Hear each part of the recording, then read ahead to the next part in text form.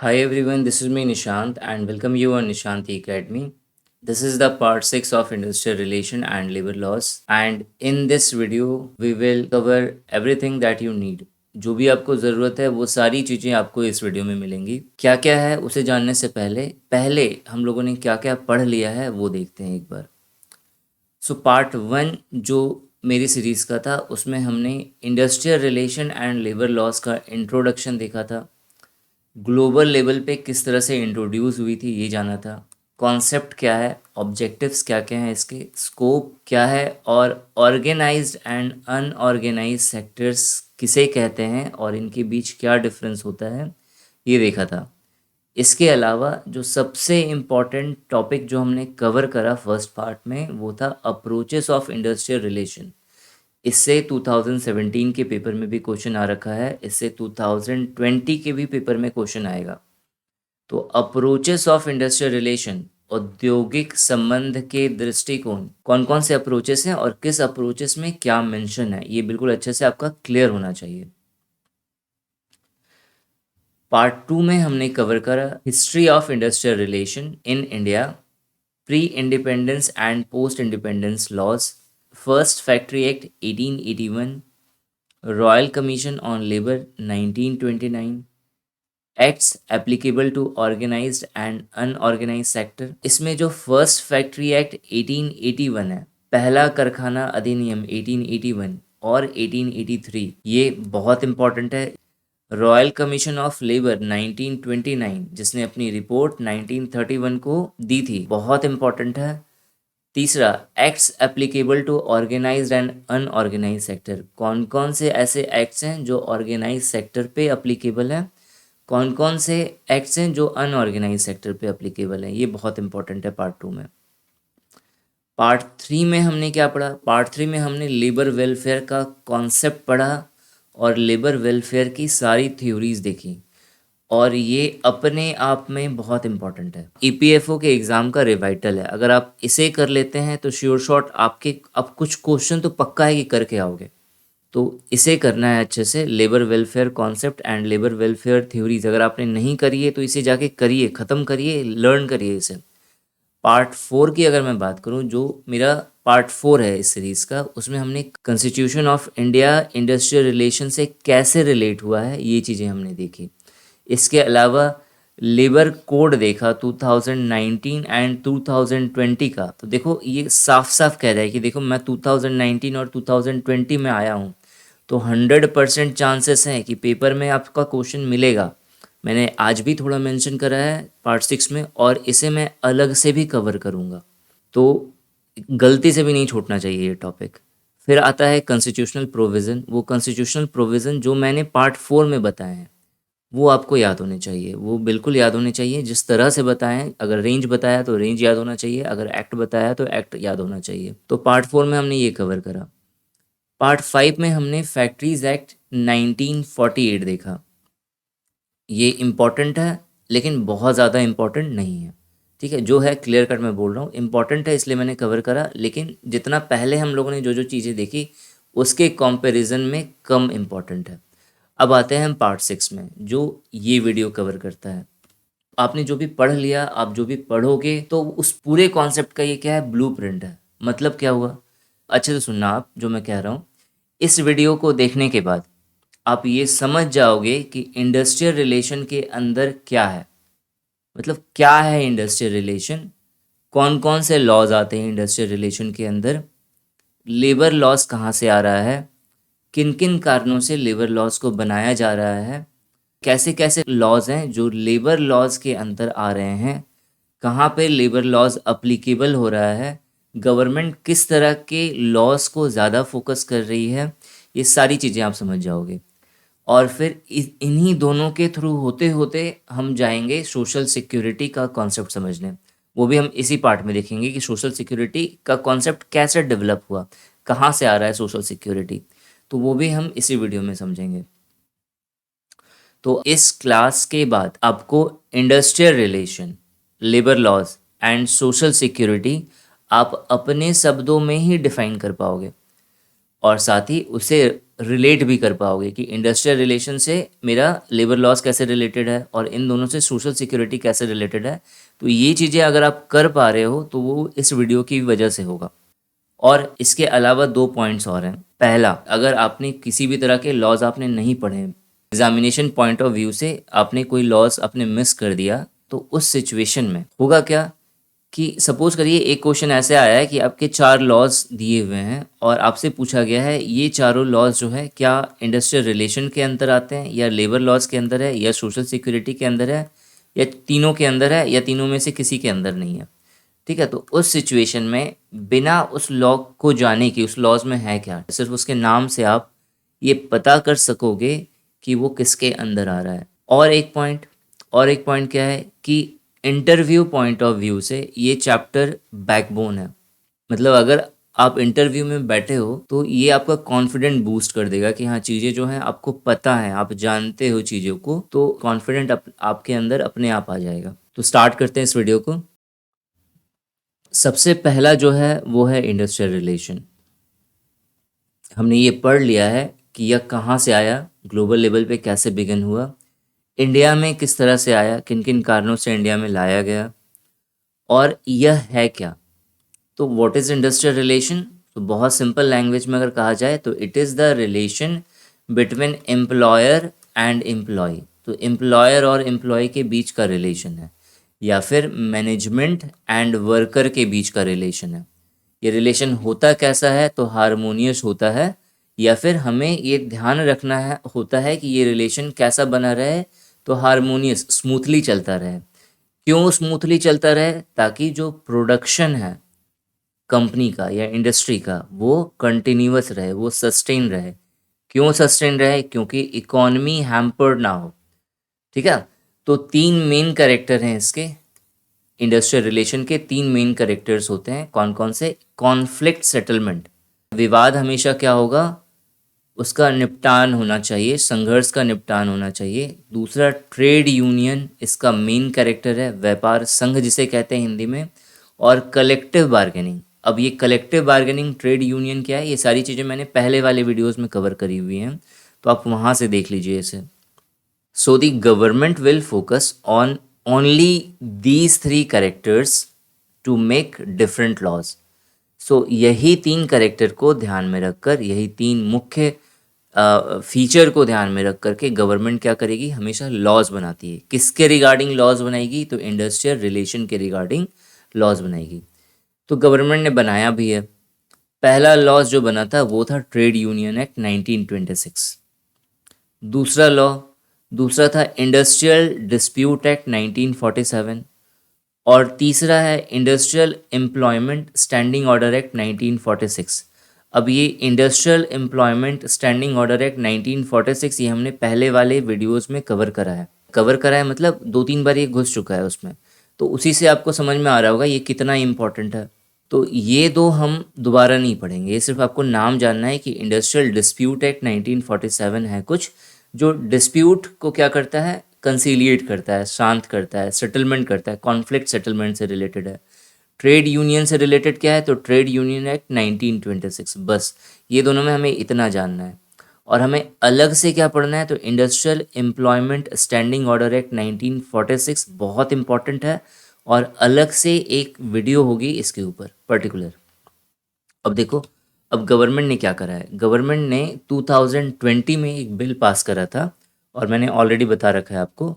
और उन्होंने क्या करा, उन्होंने कोड ऑन इंडस्ट्रियल रिलेशन बना दिया इन तीनों लॉज को मिला करके। मतलब ये तीनों लॉज जो हैं अब सब्ज्यूम हो गए हैं और एक नया लॉ बन गया है जिसे कहते हैं हम लोग कोड ऑन इंडस्ट्रियल रिलेशन 2020। तो हमें 2 चीज़ें पढ़नी है इंडस्ट्रियल रिलेशन के अंदर, एक तो ये लॉ, ठीक है, और साथ ही हम क्या पढ़ेंगे, कोड ऑन इंडस्ट्रियल रिलेशन। इसके अंतर्गत क्या क्या सेक्शन है, क्या क्या प्रोविज़न है, क्या इसका ऑब्जेक्टिव है, सारी चीज़ें हम लोग देखेंगे फर्दर आने वाली वीडियोस में। ठीक है, फिलहाल आपको इतना जानना है कि इंडस्ट्रियल रिलेशन क्या था, क्लियर हो गया होगा। कहाँ से आया ये पहले वाले वीडियोस में क्लियर हो चुका है आपका। ठीक है, इसके कैरेक्टर क्या क्या हैं ये समझ में आ गया। गवर्नमेंट अगर कोई लॉ बनाती है इंडस्ट्रियल रिलेशन के ऊपर तो वो किस चीज़ को ध्यान में रख के करेगी, तो ये 3 कैरेक्टर्स ध्यान में रख कर करेगी। कौन कौन से लॉज आ चुके हैं, तो ये 3 मेन लॉज आए हुए हैं। और अब क्या हुआ है, तो इन ये तीनों लॉ जो है वो सब्ज्यूम हो गए हैं एक लॉ में, जिसे हम लोग कहते हैं कोड ऑन इंडस्ट्रियल रिलेशन 2020। क्या हम आगे आने वाली वीडियो में पढ़ेंगे तो 2 इम्पॉर्टेंट टॉपिक कवर करेंगे। एक होगा industrial employment standing order act 1946, औद्योगिक रोजगार स्थायी आदेश अधिनियम 1946, और दूसरा होगा कोड ऑन इंडस्ट्रियल रिलेशन 1920।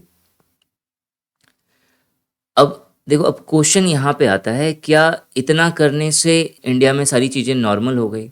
ये तीनों लॉज जो यहाँ पे कवर की हुई हैं, क्या ये तीनों लॉज जब आ गई 1947 तक, तो 1950 के बाद से क्या इंडिया में सारी चीज़ें ठीक हो गई? तो आंसर है नहीं। क्यों नहीं हुई सर? तो देखो, हमने जो ध्यान दिया, हमने इंडस्ट्री के ऊपर ध्यान दिया अभी तक।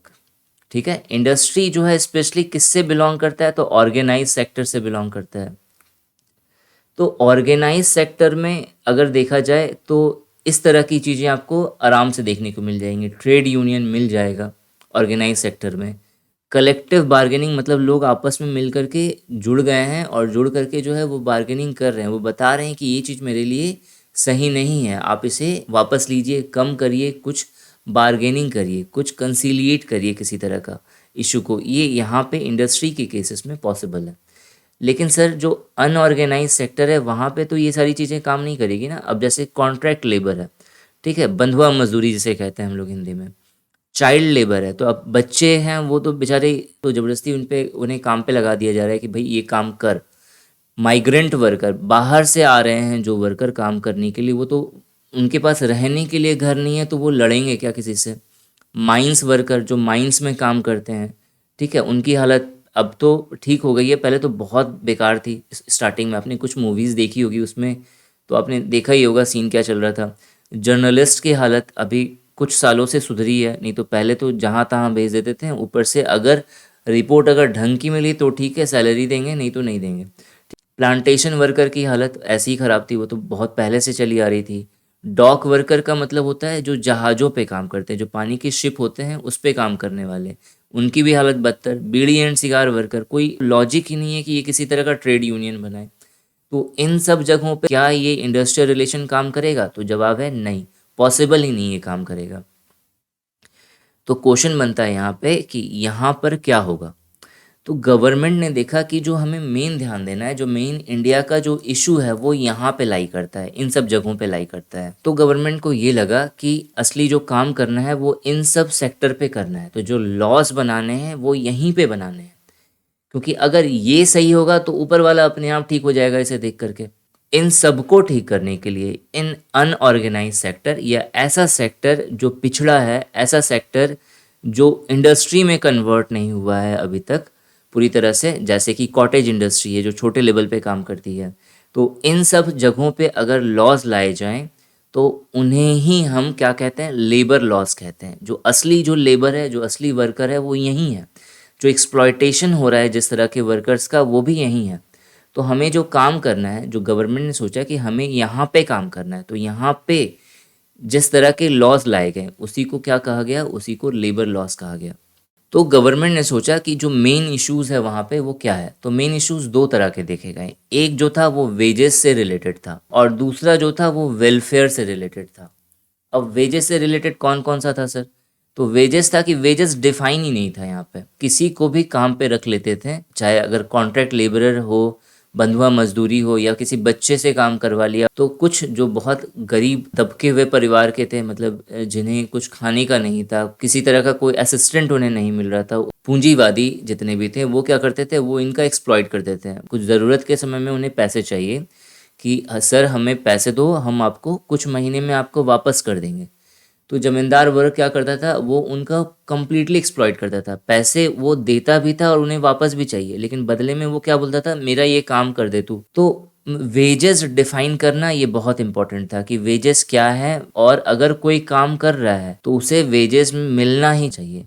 फिर क्वेश्चन है मिनिमम वेजेस कितना होना चाहिए, फिर इक्वल वेजेस देना। इक्वल वेजेस मतलब अगर जेंट्स है या फिर लेडीज़ है, तो इन दोनों को ऐसा नहीं कि पार्शलिटी कर दिया, या फिर बच्चे हैं उनके केसेस में पार्शलिटी कर दिया।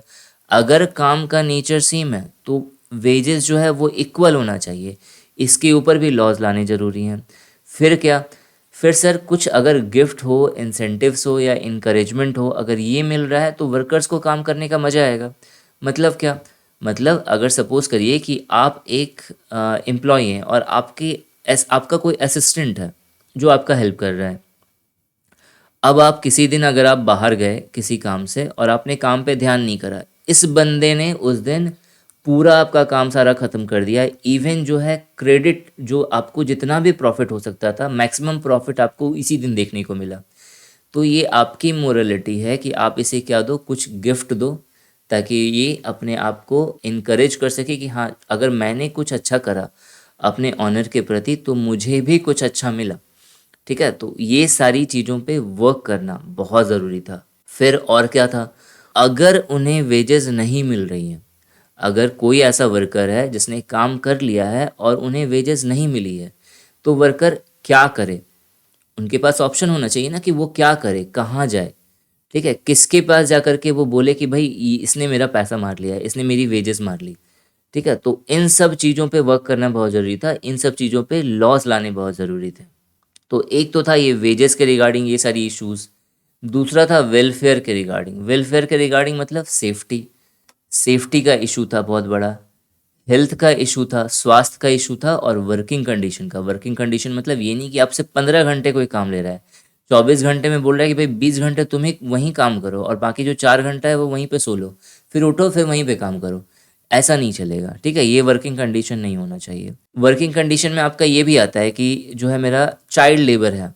ठीक है, तो चाइल्ड लेबर जो है वो एक वर्किंग कंडीशन नहीं है, आप बच्चे से काम नहीं करवा सकते। महिलाओं का एक अपना टाइम पीरियड होना चाहिए कि नहीं, वो इस टाइम पे काम करेगी। तो ये सारी चीज़ें सुनिश्चित करना, ये सब कुछ आता है वेलफेयर में। तो जो लेबर लॉज बने वो दो टॉपिक के ऊपर बनाए गए, मेनली दो टॉपिक के ऊपर बनाए गए। एक था मेरा वेजेस और दूसरा था मेरा वेलफेयर। अब इसमें वेजेस के ऊपर जो है 4 लॉज लाए गए। पहला जो था वो था पेमेंट ऑफ वेजेस एक्ट 1936। दूसरा था मिनिमम वेजेस एक्ट 1948। तीसरा था पेमेंट ऑफ बोनस एक्ट 1965 और चौथा था इक्वल रेमुनरेशन एक्ट 1976। और अब 2019 में गवर्नमेंट ऑफ इंडिया ने इन चारों लॉज को, इन चारों एक्ट्स को मिलाकर एक लॉ बना दिया है जिसे हम लोग कहते हैं कोड ऑन वेजेस। तो अब सर क्वेश्चन ये बनता है कि क्या हमें पांचों पढ़ना है, या फिर अब जब इसे कन्वर्ट कर दिया तो सिर्फ यही पढ़ना है और इसे नहीं पढ़ना। तो इसका आंसर देखो बाबू बहुत सिंपल है, ये आया है 2019 में, तो 100% चांसेस है कि इससे क्वेश्चन आएगा। लेकिन साथ में हमें ये भी पढ़ना है, क्या पता इससे पूछ दे। तो हम क्या करेंगे, आने वाले वीडियोस में ये पांचों टॉपिक कवर करने वाले हैं। अब देखो यहाँ पे वेलफेयर के रिगार्डिंग गवर्नमेंट ने बहुत सारे प्लान लेकर के आए हैं। अप्रॉक्सीमेटली 13 जो हैं वो लॉज थे, और वो 13 के 13 लॉज जो हैं वो सब्ज्यूम्ड कर लिए गए हैं मिलाकर किसमें, तो एक लॉज में जिसे कहते हैं code on occupational safety health and working condition. ठीक है, ये टोटल 13 लॉज को सब्ज्यूम करता है। कौन कौन से 13 लॉज हैं वो मैंने पिछले वीडियोस में बता रखा है आपको। पिछले के पिछले वीडियो में, ये पार्ट 6 है तो पार्ट 4 में मैंने आपको बता रखा है वो 13 लॉज कौन कौन से थे। अब आपको करना क्या है, इसका एक और नाम है, इसे हम लोग कहते हैं OSH code, code on OSH occupational safety and health and working condition. ठीक है, OSH कहते हैं इसे। तो सर क्या सिर्फ यही पढ़ना है कि इन सबको भी पढ़ना है? तो अब देखो इन सब में फैक्ट्री एक्ट 1948 हमने पढ़ लिया है। ठीक है, contract labour regulation and abolition act ये इंपॉर्टेंट है और ये पढ़ना है। और इसके बाद का जो नेक्स्ट वीडियो होगा वो इसी के ऊपर होगा। और इसके अलावा हमें चाइल्ड लेबर प्रोहिबिशन एक्ट 1986 भी पढ़ना है। अब आते हैं सोशल सिक्योरिटी के ऊपर। सोशल सिक्योरिटी का जो कॉन्सेप्ट है वो वेलफेयर के कॉन्सेप्ट से ही डेवलप होता है। कि वेलफेयर को हिंदी में हम लोग कहते हैं भलाई, हित करना। एक फीलिंग आ रही है ना कि नहीं, हम बड़े हैं और हम क्या कर रहे हैं, हम दया दिखा रहे हैं अपने वर्कर्स पे। ठीक है, तो ये दया वया नहीं दिखाना। तो जैसे जैसे समाज बढ़ा, जैसे जैसे इंडिया ग्रो करा, वैसे वैसे ये जो वेलफेयर का कॉन्सेप्ट है ये मैच्योर होता गया। ठीक है, और मैच्योर्ड होकर के यही वेलफेयर, अच्छे से समझना, यही वेलफेयर का जो कॉन्सेप्ट है वो मैच्योर्ड होके आगे सोशल सिक्योरिटी में कन्वर्ट हुआ है। ठीक है, तो अगर कोई क्वेश्चन पूछे कि व्हाट इज सोशल सिक्योरिटी, तो आंसर सिर्फ एक लाइन में ये है, so it is the matured form of welfare. ठीक है, तो वेलफेयर का क्या है, ये मैच्योर्ड फॉर्म है। ठीक है, बड़ा भाई है वेलफेयर का सोशल सिक्योरिटी। कैसे, तो वेलफेयर हित की बात करता है, भलाई की बात करता है, लायबिलिटी की बात करता है। और सोशल सिक्योरिटी क्या बात करता है, तो सोशल सिक्योरिटी इसी लायबिलिटी को कहता है कि नहीं, ये लायबिलिटी नहीं है मेरे पे, ये मेरी रिस्पॉन्सिबिलिटी है। क्लियर हुआ? मतलब जो वेलफेयर है वो कहता है ये मेरी जो है लायबिलिटी है, वेलफेयर करना कि उनके लाइफ स्टाइल को देखना, उनका जीवन इम्प्रूव हो, उनके भी घर में खुशियाँ आए। ठीक है, उनका भी स्वास्थ्य ठीक रहे। ये सारी चीज़ें एम्प्लॉयर को अगर वेलफेयर के व्यू से देख रही हैं तो उन्हें लगेगा कि ये लायबिलिटी है। लेकिन वही अगर सोशल सिक्योरिटी के पॉइंट ऑफ व्यू से देखेंगी तो एक एम्प्लॉयर को लगेगा नहीं, these are my responsibility, these I have to fulfil because they are under my shade. Clear हुआ? तो what is social security? It is a basic universal human right. Basic है, यूनिवर्सल है। ठीक है, यूनिवर्सल मतलब हर जगह पे, हर देश में, हर कंट्रीज में अवेलेबल है ये चीज़। That provides support and assistant at the time of old age, survivorship, incapacity, disability, unemployment, rearing children, life hazards in working situation as well as healthcare, maternity benefits, etc. Social security या सामाजिक सुरक्षा क्या है? यह एक basic, आधारभूत, universal human right है, मानव अधिकार है, जो वृद्धावस्था, उत्तरजीविता, अक्षमता, विकलांगता, बेरोजगारी, बच्चों के पालन पोषण, कामकाजी स्थिति में जीवन के खतरे के साथ साथ स्वास्थ्य देखभाल, मातृत्व लाभ आदि के लिए सहायता और संरक्षण प्रदान करता है। तो ये है सोशल सिक्योरिटी। मतलब अगर सोशल सिक्योरिटी पे अगर गवर्नमेंट फोकस करेगी तो इन सारे पॉइंट्स ऑफ व्यूज़ को देख करके लॉज बनाएगी। मतलब ये सारी चीज़ें कवर होनी चाहिए या नहीं होनी चाहिए। तो अब देखो, अमर्त्य सेन सबने नाम सुना होगा, बहुत बड़े इंडिया के इकोनॉमिस्ट रह चुके हैं, नोबेल प्राइज़ विनर भी हैं। ठीक है, तो अमर्त्य सेन और दूसरा है मेरा जीन ड्रेज। तो अमर्त्य सेन और जीन ड्रेज ने सोशल सिक्योरिटी के दो एस्पेक्ट बताए थे कि दो तरह से सोशल सिक्योरिटी काम करता है। एक होता है प्रोटेक्टिव नेचर का, जो प्रोटेक्शन देगा आपको। किसके अगेंस्ट प्रोटेक्शन देगा? तो लिविंग स्टैंडर्ड के में अगर गिरावट आ रही है, अगर आपका लाइफ स्टाइल धीरे धीरे करके डाउन होता जा रहा है, तो उससे क्या करेगा? आपको प्रोटेक्शन देगा, बचाएगा। दूसरा, इल हेल्थ, अगर आपका स्वास्थ्य गिर रहा है तो उस समय भी आपको क्या करेगा? ये प्रोटेक्शन देगा। या फिर किसी तरह का एक्सीडेंट हो जाता है तो उस सिचुएशन में भी आपको क्या करता है? सोशल सिक्योरिटी एक प्रोटेक्शन प्रोवाइड करता है। दूसरा क्या करता है? प्रमोशन करता है, बढ़ाता है, इन्हेंस करता है। किसको? लाइफ स्टाइल को, लाइफ स्टैंडर्ड को, जीवन के स्तर को बढ़ाने का काम करेगा और जीवन के स्तर को सुरक्षा देने का भी काम करता है। तो ये दो एस्पेक्ट हैं सोशल सिक्योरिटी के। देखो, ये टोटल 9 लॉज हैं जो सोशल सिक्योरिटी के अंतर्गत आती हैं। पहला है एम्प्लॉयज़ कंपनसेशन एक्ट 1923, कर्मचारी मुआवजा अधिनियम 1923। दूसरा है एम्प्लॉयज़ स्टेट इंश्योरेंस एक्ट 1948, कर्मचारी राज्य बीमा अधिनियम 1948। तीसरा है the employees provident fund and miscellaneous provision act 1952, और ये बहुत इंपॉर्टेंट है। ठीक है, ये बहुत इंपॉर्टेंट है, हम लोग अच्छे से पढ़ेंगे। सोशल सिक्योरिटी के सारे लॉज में जितने भी इंपॉर्टेंट होंगे वो सब हम अलग से पढ़ेंगे। ठीक है, और ये सोशल सिक्योरिटी वाली सीरीज में कवर होगा। ये इसी का पार्ट है, industrial relation and labour laws का। अब आपको शायद समझ में आ गया होगा अच्छे से सारी चीज़ें। फोर्थ वाला जो है वो क्या है? फोर्थ है the employment exchange compulsory notification of vacancies act 1959। पांचवा अगेन बहुत इंपॉर्टेंट, बहुत ज़्यादा इंपॉर्टेंट, मैटरनिटी बेनिफिट एक्ट 1961, और इसमें अमेंडमेंट भी हो चुके हैं 2 बार, हमें वो भी पढ़ना है। नेक्स्ट है मेरा the payment of gratuity act 1972, then cine workers welfare fund act 1981। ये सब बहुत ज़्यादा इंपॉर्टेंट नहीं है। The building and other construction workers welfare cess act 1996। Cess क्या होता है, अगर किसी को पता है तो कमेंट सेक्शन में बताए, नहीं तो कुछ वीडियोस का वेट करें, मैं उसके बाद क्लियर करूँगा। जो 9th नंबर का जो लॉ है वो है मेरा unorganised worker social security act 2008।